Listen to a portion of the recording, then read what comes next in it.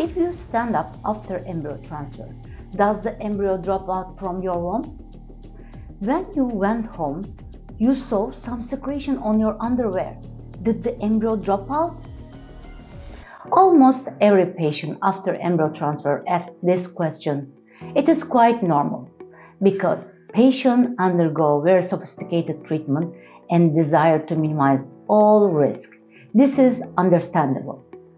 Have you ever undergone IVF treatment? Follicular stimulation, egg collection, doing injection right time, waiting for embryo development.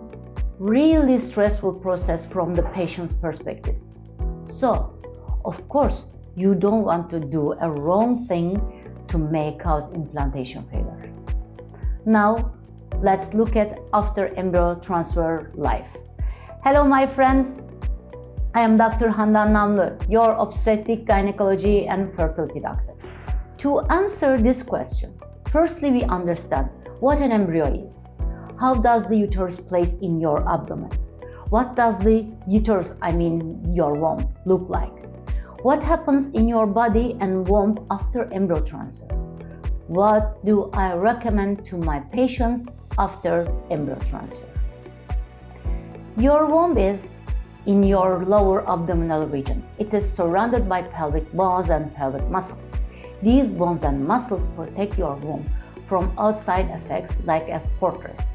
The uterus has briefly two main parts, the cervix and the body of the uterus. The body of the uterus consists of thick muscle layers to protect the endometrial cavity. These muscle structure expands and get thinner and allow the baby's growth during pregnancy. The cervical part of the uterus consists of less muscle, more connective tissue. It allows menstrual bleeding to come out and sperm cells get in, but except for labor, it protects the endometrial cavity like a guard. After envisioning the anatomical structure of the uterus, let's explain embryo transfer. An embryo is a microscopic structure. We can't see it with a naked eye. During embryo transfer, we insert really thin catheter to put it inside the womb.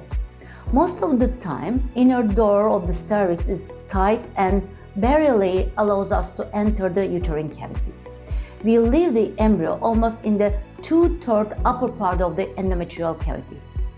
This entrance to the cavity may cause mild contraction in the uterus. That's why we rest the patient 15 to 20 minutes after procedure. According to medical literature, there is no significant difference between the bed rest approach and the directly standing up approach.